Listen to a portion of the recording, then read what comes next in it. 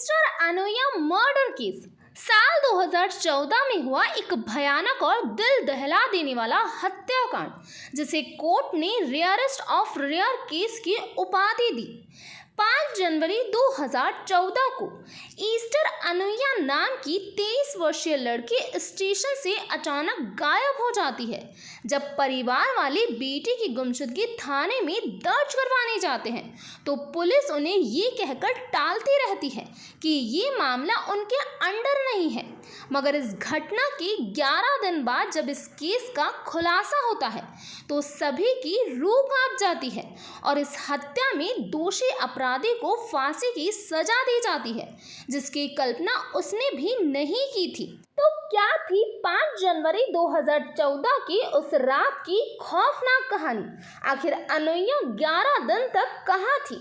उस रात ट्रेन में उसके साथ क्या हुआ था? जानेंगे सब कुछ सिलसिलेवार तरीके से। ईस्टर अनुया केस की सच्चाई को जानने के लिए वीडियो को अंत तक जरूर देखें। आपने अभी तक मेरे चैनल को सब्सक्राइब नहीं किया तो सबसे पहले चैनल को सब्सक्राइब कर ले। तो चलिए दोस्तों, अब कहानी को शुरू करते हैं। आज की हमारी कहानी है आंध्र प्रदेश के हैदराबाद शहर के मछलीपट्टनम में रहने वाली 23 वर्षीय ईस्टर अनुया की। ईस्टर अनुया अपने परिवार की इकलौती बेटी थी, इसीलिए माँ बाप ने अनुया को बड़े लाड़ प्यार से बड़ा किया। ईस्टर पढ़ने लिखने में काफ़ी होशियार थी और परिवार ने भी कभी अपनी बेटी पर कोई पाबंदी नहीं लगाई, जिसका नतीजा ये हुआ कि अनुया एक सॉफ्टवेयर इंजीनियर बन गई। और साल 2012 में अनुया को मुंबई के गोरेगांव स्थित TCS कंपनी में बतौर सॉफ्टवेयर इंजीनियर की नौकरी मिल गई।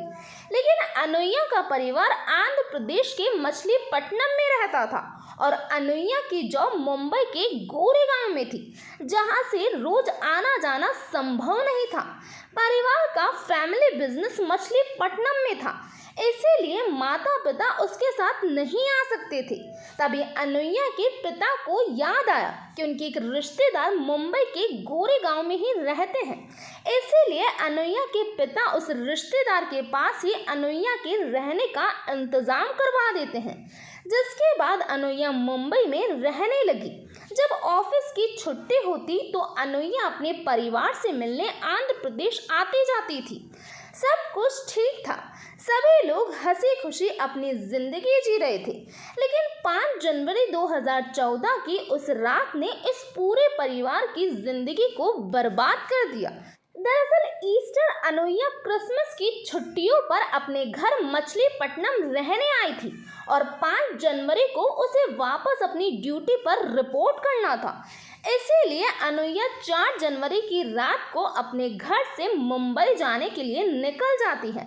अनुया के पिता उसे विजयवाड़ा रेलवे स्टेशन तक छोड़ने के लिए आते हैं, जिसके बाद रात को वो अपनी बेटी अनुया को ट्रेन में बैठा देते हैं। ट्रेन चलने के बाद अनुया के पिता भी घर चले जाते हैं और रात के 11 बजे वो अपनी बेटी को फ़ोन करके उसका हाल चाल पूछते हैं। कुछ देर की बातचीत के बाद अनुया अपने पिता से कहती है कि वह सुबह मुंबई पहुंचकर उन्हें फ़ोन कर देगी। मगर जब सुबह होने पर अनुया का फ़ोन नहीं आता तो अनुया के पिता खुद ही अनुया के नंबर पर फ़ोन करते हैं, मगर उस वक्त अनुया का नंबर बंद था। पिता सोचते हैं कि बेटी का फ़ोन डिस्चार्ज हो गया होगा, इसीलिए फ़ोन ऑफ हो गया होगा। इसके 1 घंटे बाद अनुया के पिता एक बार फिर बेटी के नंबर पर फ़ोन करते हैं, लेकिन इस बार भी उसका फ़ोन ऑफ होता है। इससे पहले ऐसा कभी नहीं हुआ, क्योंकि अनुया पहुंचते ही अपने घर पर फ़ोन करके बता देती थी कि वह सुरक्षित पहुंच गई है। मगर इस बार जब बेटी का फ़ोन लगातार बंद बता रहा था तो माँ बाप की चिंता बढ़ने लगी और चिंता करना लाजमी था। तभी पिता को याद आता है कि उनके पास अनुया की एक फ्रेंड का नंबर है, जो कि ऑफिस में अनुया के साथ काम करती है। अनुया के पिता तुरंत अनुया की उस फ्रेंड को फोन लगाकर अपनी बेटे के बारे में पूछते हैं, मगर वो लड़की कहती है कि वो अभी ऑफिस नहीं पहुंची। 10 मिनट में वो ऑफिस पहुंचकर वापस कॉल करके बता देगी कि अनुया आज ऑफिस आई है या नहीं। 10 मिनट के इंतजार के बाद अनुया के पिता खुद ही बेटी की फ्रेंड को फोन करते हैं, लेकिन लड़की बताती है कि अनुया अभी तक ऑफिस नहीं पहुंची। माँ बाप का रो रो कर बुरा हाल था, क्योंकि उस समय माता पिता अपने आप को काफी लाचार महसूस कर रहे थे। इतनी दूर बैठकर वो अपनी बेटी को कैसे ढूंढे, उन्हें ये बात समझ नहीं आ रही थी। जिसके बाद अनुया के पिता अपने उस रिश्तेदार के पास फोन करते हैं और बेटी की गुमशुदगी थाने में दर्ज करवाने के कहते हैं। अगर मुंबई के जिस पुलिस स्टेशन में अनुया के रिश्तेदार उसकी गुमशुदगी दर्ज करवाने जाते हैं, वहां के पुलिसकर्मी ये कहते हुए रिपोर्ट दर्ज करने से इनकार कर देते हैं कि ये मामला रेलवे का है, तो आप वहीं पर इसकी रिपोर्ट दर्ज करवाएं। जब अनुया के अंकल रिपोर्ट दर्ज करवाने गोरेगांव स्टेशन जाते हैं, तो रेलवे पुलिस अधिकारी उन्हें ये कहते हुए रिपोर्ट दर्ज नहीं करते कि ये मामला विजयवाड़ा स्टेशन का है, आप वहीं पर अनुया की रिपोर्ट दर्ज करवाएं। सोच कर देखिए, एक परिवार की 23 वर्षीय बेटी लापता है, माता पिता का रो रो कर बुरा हाल है और इस पर पुलिस का ऐसा रवैया। खैर, अनुया के पिता विजयवाड़ा रेलवे पुलिस को बेटे के गुमशुदा होने की रिपोर्ट दर्ज करवाते हैं। थोड़े बहुत छानबीन के बाद विजयवाड़ा के पुलिसकर्मी कहते हैं कि आखिरी बार अनुया को किसी और स्टेशन पर देखा गया था, अब वहीं पर जाकर अपनी बेटे की रिपोर्ट दर्ज करवाएं। लेकिन पुलिस की ये जानकारी भी गलत थी, जबकि अनुया को आखिरी बार लोकमान्य तिलक टर्मिनल स्टेशन पर देखा गया था। तो पुलिस की इस तरह की कार्यवाही पर आपका क्या कहना है?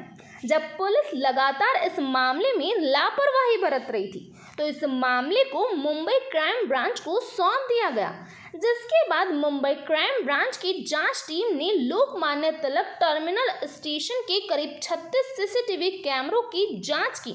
इन कैमरों में ईस्टर अनुया नजर आई। साथ ही इन सीसीटीवी कैमरों में एक संदिग्ध आदमी भी नजर आया, जो कि लगातार अनुया पर अपनी नजरें गड़ाए हुए था। क्राइम ब्रांच अब इस आदमी के बारे में जानकारी इकट्ठा करती है। लगभग 1000 लोगों से पूछताछ की जाती है। पूछताछ और क्राइम ब्रांच की कार्यवाही से ये पता चला कि इस व्यक्ति का नाम चंद्रभान है। इसकी अब तक 3 शादियां हो चुकी है। घटना के समय ये अपनी तीसरी पत्नी के साथ रहता था। साथ ही पुलिस रिकॉर्ड में इसके खिलाफ चोरी और लूटपाट के कई मामले दर्ज भी हैं। इस बीच पुलिस भी हर एक इलाके में अनुया की तलाश कर रही थी। तभी 16 जनवरी 2014 को पुलिस को काजोल मार्ग पर एक लड़की की लाश मिली। लाश पर चोट के गहरे निशान थे तथा लाश को देखकर कहा जा सकता था कि लड़के के साथ जबरदस्ती की गई थी। शरीर के आधे हिस्से को पेट्रोल से जलाया गया था। अपनी जरूरी कार्यवाही को पूरा करने के बाद लाश को मोर्चरी में रखवाया गया, जिसके बाद लाश का पोस्टमार्टम किया गया। लाश की शिनाख्त के लिए सबसे पहले ईस्टर के माता पिता को अस्पताल बुलाया गया। माँ बाप लाश देखते ही रो पड़े, क्योंकि ये लाश ईस्टर की थी। लाश की शिनाख्त होने के बाद बॉडी का अंतिम संस्कार कर दिया गया। अब धीरे धीरे लोगों को इस कांड के बारे में जानकारी होने लगी, जिससे लोग इस हत्याकांड से आक्रोशित हो गए और प्रोटेस्ट करने के लिए सड़कों पर उतर आए। अब ये मामला हाई प्रोफाइल बन चुका था, जिसके बाद पुलिस पर आरोपी को पकड़ने का दबाव बढ़ने लगा। अब तक पोस्टमार्टम रिपोर्ट भी आ चुकी थी, जिससे इस बात की पुष्टि हो गई कि अनुया की हत्या से पहले उसका रेप किया गया था। लगातार बढ़ते दबाव के कारण पुलिस ने चंद्रभान को गिरफ्तार करके उससे सख्ती से पूछताछ की, जिसके बाद जो कहानी सामने आई वो और भी भयानक थी। क्रिसमस की छुट्टियों के बाद अनुया विजयवाड़ा से मुंबई के लोकमान्य तिलक टर्मिनल स्टेशन पहुंची थी। वह गोरेगांव जा रही थी, जहां वह टीसीएस में काम करती थी। 5 जनवरी 2014 को शाम 5 बजे खुद को कैब ड्राइवर बताते हुए चंद्रभान ने अनुया को साउथ मुंबई में उसके हॉस्टल ड्रॉप करने की बात कही। इसके लिए उसने 300 रुपए की मांग की थी। किराया तय होने के बाद जब अनुया स्टेशन से अपने सामान के साथ निकली तो उसने पाया कि चंद्रभान के पास ना तो कैब है और ना ही ऑटो रिक्शा। वो एक मोटरसाइकिल के साथ खड़ा था। मोटरसाइकिल देखकर अनुया उसके साथ जाने से इनकार कर देती है। चंद्रभान ने कहा कि अनुया अपनी फैमिली को बता दे कि वह मोटरसाइकिल से जा रहा है। अपनी गाड़ी का रजिस्टर नंबर भी देने की बात कही। अनुया ने फिर भी जाने से इनकार कर दिया, लेकिन अगले 1 घंटे तक उसे कोई गाड़ी नहीं मिली। अनुया के पास मोबाइल में बैलेंस नहीं था, इसीलिए वह अपनी फैमिली को फोन नहीं कर पाई। मोटरसाइकिल पर बैठने से पहले ऐसा दिखाने की कोशिश की कि उसने अपनी फैमिली को फोन किया है। कुछ दूर जाने के बाद पेट्रोल खत्म होने का बहाना बनाते हुए चंद्रभान ने ईस्टर्न एक्सप्रेस हाईवे पर बाइक रोक दी। इसके बाद वह अनुया को घसीटते हुए झाड़ियों में ले गया और उसका रेप किया। बाद में उसके सिर पर पत्थर से वार किया और दुपट्टे से गला घोट दिया। बाइक से पेट्रोल निकालकर उसने बॉडी को जलाने की कोशिश भी की। चंद्रभान के खिलाफ सबसे अहम सबूत कुर्ला स्टेशन की वो सीसीटीवी तस्वीर थी, जिसमें वह हत्या के कुछ समय पहले ईस्टर के साथ चलता हुआ दिखाई दे रहा था। ईस्टर अनुया केस की सुनवाई खत्म हुई और चंद्रभान के लिए सजा का ऐलान हुआ तो चंद्रभान फूट फूट कर रोने लगा। उसने मीडिया से कहा कि मुझे गलत तरीके से फंसाया गया है, मैंने कोई भी अपराध नहीं किया, मुझे मौत की सजा मिलने की उम्मीद नहीं थी, मेरे खिलाफ कोई सबूत नहीं है, मुझे उस चीज की सजा दी जा रही है जो मैंने किया ही नहीं। वही इस केस में शामिल स्पेशल जज रुशाली जोशी ने माना कि ये रेयरेस्ट ऑफ द रेयर मामला है। सजा पर ईस्टर के अंकल अरुण कुमार ने कहा कि परिवार इस फैसले से बेहद खुश है।